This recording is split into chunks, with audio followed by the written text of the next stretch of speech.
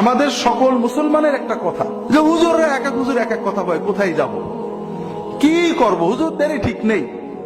তো ভাইরা, এটা খুব ভালো কথা, হুজুররা খারাপ, এতে সন্দেহ নেই। আপনি যখন আসরের নামাজের পরে বাজারে গেলেন থলেটা হাতে করে, আপনি মনে করেন মাছের দোকান, মাছের মার্কেটে অথবা গোশতের মার্কেটে বা আলুর মার্কেটে ঢুকলেন, প্রত্যেক দোকানদার ভাই আমার ভাই স্যার আসেন, আমার কাছে ভালো আছে, আমার কাছে ভালো আছে, আমার অমুক জায়গায় তমুক জায়গায় বলতে থাকবেন। আপনি যেহেতু এক এক দোকানদার এক এক কথা বলছে, আপনি থলে হাতে করে আস্তে করে বাড়ি চলে আসবেন। কি করব, দোকানদারে এক একজন এক এক কথা বলে, বাজার আর করব না। এরকম মানুষ কি বাংলাদেশে পাওয়া যাবে ভাই? যাবে না। আপনি কি করবেন, যে যাই বলুক, আপনি প্রথমত দোকানদার চয়েস করবেন যে কোন দোকানে ঢুকবেন। দোকানে ঢুকলে হলো না, দোকানে ঢোকার পরে যখন দোকানদার, আপনি মোটামুটি ভালো দেখে একদম দোকানে ঢুকলেন, যেন আশা করা যায় ভালো মাল পাওয়া যাবে। দোকানদার কি করলো, একেবারে দাড়ির পাল্লাটা এরকম ঢুকিয়ে দিয়ে 3 কেজি আলু একবারে তুলে দিল। আপনি বললেন না নামান, আমি বেছে নেব। আপনি একটা একটা করে বেছে নেন, পেঁয়াজ, আলু, টমেটো, কাঁচামরিচ, মাছ আপনি বেছে নেন।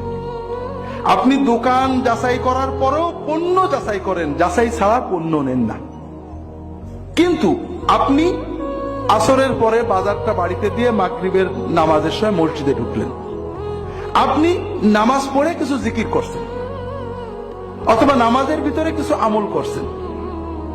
আপনাকে যদি বলা হয় যে আমল কোথায় পেয়েছেন, ও অমুক হুজুর বলেছেন, আমলটা কিন্তু আপনি যাচাই করে নেননি। আপনি আলু যাচাই করেছেন, পেঁয়াজ যাচাই করেছেন, টমেটো যাচাই করেছেন, মাছ পর্যন্ত টিপে যাচাই করে একটা একটা করে আপনি দাঁড়িপাল্লায় তুলেছেন। কিন্তু আপনার ওজিফা, আপনার জিকির, আপনার নামাজ, আপনার দোয়া, আপনার কুলখানি, আপনার ইসালে সোয়াব, আপনার ফাতেহা আপনি যাচাই করে নেন। হুজুর বলেছে আপনি করেছেন, সবাই করছে তাই করেছেন। তাহলে কি বোঝা গেল? তাহলে বোঝা গেল ভাইরা, যে আপনার কাছে আলু, পেঁয়াজ, পটল, টমেটো, পুঁটি মাছের যে দাম আছে, আপনার ইমান আমলের ওই দাম নেই। আপনি পুঁটি মাছকে যে গুরুত্ব দিয়ে ক্রয় করেন, আপনি আপনার জান্নাতকে ওই গুরুত্ব দিয়ে ক্রয় করেননি। ঠকে যাবেন ভাইরা।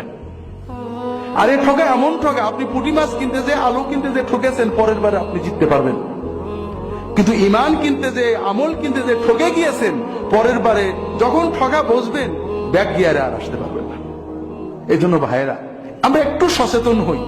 আল্লাহ রসুল সাথে আমাদেরকে সচেতন, আল্লাহ কোরআনে বলেছেন, আল্লাযীনা ইসতামিউনাল কাওলা ফায়াত্তাবিউনা আহসানা, যারা কথা শোনে, শুনেই মানে না, শোনার পরে যাচাই করে ভালো কথাগুলো মানে।